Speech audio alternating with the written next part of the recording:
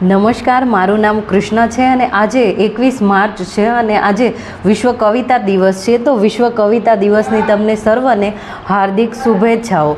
અને મારા માટે કવિતા એટલે કે જીવન જીવવા માટેનું એક સાધન, અને હું એવું કહું કે મારી કવિતા એટલે કે મારી સખી છે, સહેલી છે, એવું કહું તો પણ કંઈ વધારે નથી.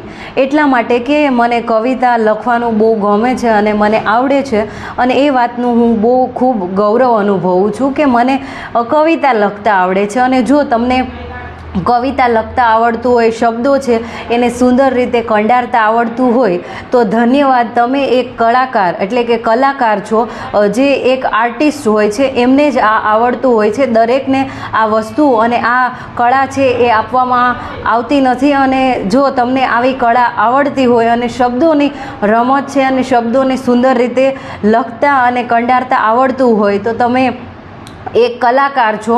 અને કલાકાર હોવું એ સામાન્ય વાત નથી.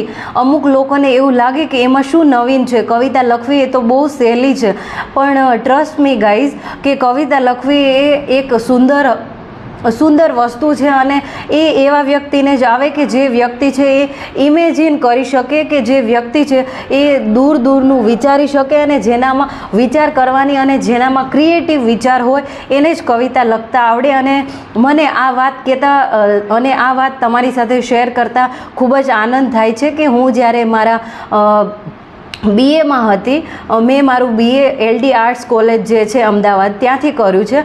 તો ત્યારે કવિતા સ્પર્ધા હતી અને ત્યારે મેં પાર્ટિસિપેટ કર્યું હતું, અને એમાં ગુજરાતી મીડિયમ અને અંગ્રેજી મીડિયમના બધાય લોકોએ પાર્ટિસિપેટ કર્યું હતું, અને મેં કવિતા લખી હતી અને મારો પહેલો નંબર આવ્યો હતો.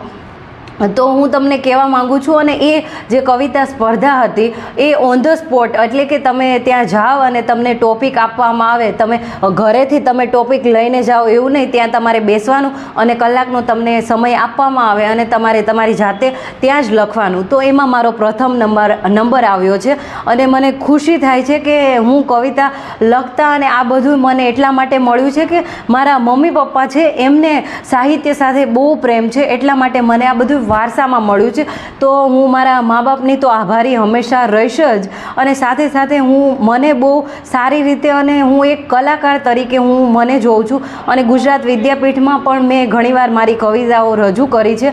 અને કવિતા તમે પણ પોતાની જાત માટે અને તમને ખુશ કરવા માટે તમે બધાએ લખજો, અને તમારા શબ્દો છે એને નિખેરતા જાજો અને વિખેરતા જાજો. ધન્યવાદ. Thank you so much.